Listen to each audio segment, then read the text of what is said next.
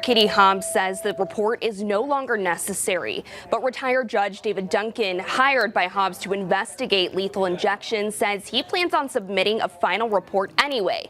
Today, both state and national organizations say they also want that finalized report released for transparency. When it comes to killing people in the name of justice, trust us is not good enough. The ACLU of Arizona and the Arizona Attorneys for Criminal Justice were among some of the organizations questioning state leaders on their recent decision to move forward with executions.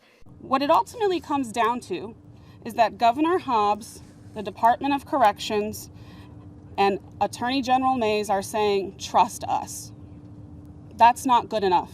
Governor Hobbs hired Judge Duncan to lead a review board following a string of issues involving executions. In his preliminary report, Duncan stated there was no humane way to kill someone by lethal injection. Duncan was fired, in part, according to Hobbs, for suggesting a firing squad, which is illegal in Arizona, as a more humane method.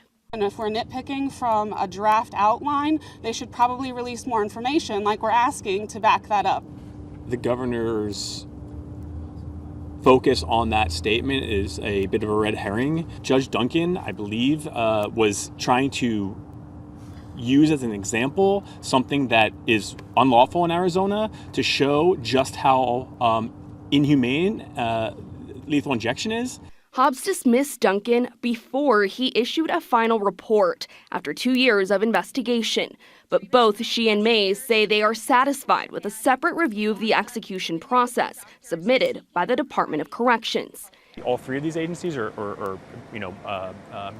governor's office, are pushing ahead without any kind of accountability, without any kind of transparency. In the preliminary report, ACLU of Arizona says there are questions about why the lethal drugs were shipped to a private home rather than the Department of Corrections and stored in unmarked bottles. We also learned that that during previous executions that employees of the Department of Corrections were using Wikipedia to try to figure out what drugs they had and maybe how to use them.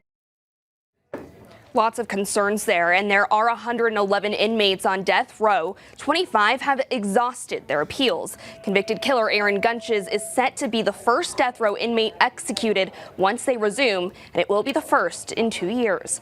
Reporting live in the newsroom, Alexis Dominguez for Arizona's Family.